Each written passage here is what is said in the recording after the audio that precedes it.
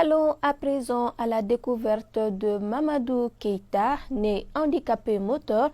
Il veut vivre de ses propres sueurs et se bat pour gagner sa vie. Âgé aujourd'hui de 48 ans, il s'est toujours débrouillé pour ne pas vivre au crochet des gens, mais compte tenu de ses nombreux déplacements à cause de son travail de maître coranique, le père de 6 enfants qu'il est a plus que jamais besoin d'un moyen de transport adapté. ORTM2 est allé à sa rencontre pour mieux s'imprégner de sa situation qui interpelle les philanthropes. C'est un grand format que nous proposent Cheikh Fatamari Ndiaye et Sidiki Touré. C'est dans une atmosphère bon enfant, joviale et très chaleureuse que nous avons été accueillis par Mamadou Keïta. Dès la découverte de notre caméra, Madame Koulibaly, l'une des nombreuses femmes de quartier de Keïta, n'a pas hésité à marquer son territoire.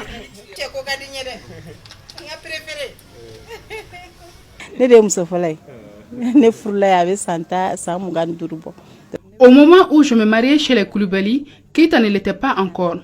J'ai ouvert la voie aux autres femmes. Donc c'est moi sa première et surtout sa préférée. En tout cas, c'est mon homme et il s'occupe bien de moi. Car chaque fois qu'il vient de ses nombreux déplacements à Noumani, à Koulikoro, au Burkina, il nous apporte un véhicule chargé de charbon et de bois.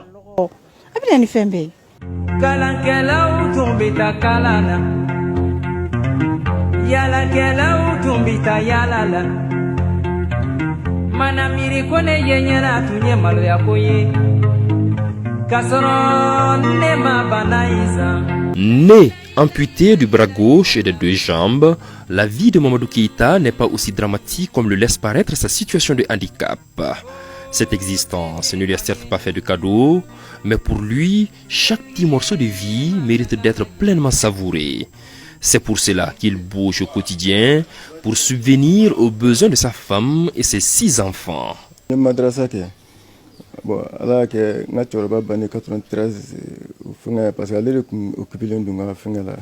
J'ai étudié à l'école coranique, mais j'étais contraint d'arrêter au décès de mon papa en 1993, car c'est lui qui s'occupait de moi financièrement.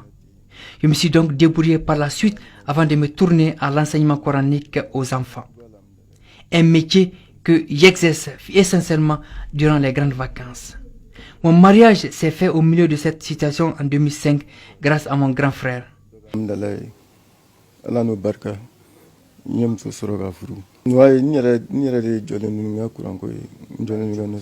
Depuis lors, j'ai jamais voulu vivre au crochet des gens.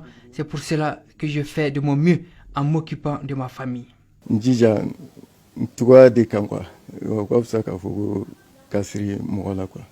Pas besoin de se faire un dessin, encore moins de longs discours, pour savoir que le quotidien de Mamadou Keïta est assez compliqué. À 48 ans, il se fait toujours assister par sa femme quand il s'agit d'aller aux toilettes, et c'est dans cette minuscule pièce qu'il partage tout avec sa famille.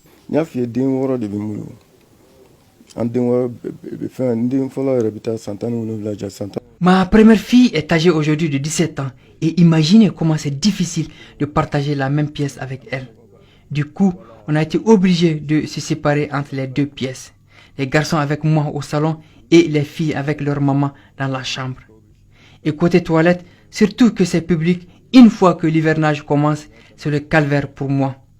Et c'est ma femme qui est obligée de m'aider à faire mes besoins naturels.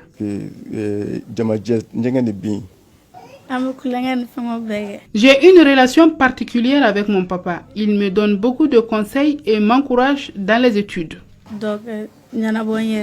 Maître coranique, il est incapable d'exercer ce métier faute de moyens de locomotion. Lui, qui ne veut pas paraître comme un assisté social, encore moins un mendiant, ne refusera pas néanmoins un petit coup de pouce qui puisse l'aider à prendre dignement soin de ses enfants qui grandissent très vite. L'année dernière, je n'ai pas pu dispenser de cours à cause du manque de moyens de déplacement.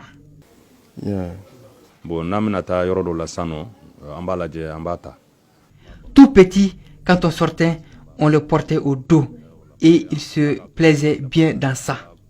C'est juste pour dire que c'est mon ami d'enfance et on a pratiquement tout fait ensemble jusqu'à devenir aujourd'hui des chefs de famille. Malgré mes contraintes, chaque fois qu'il veut se déplacer, c'est moi qui viens le chercher.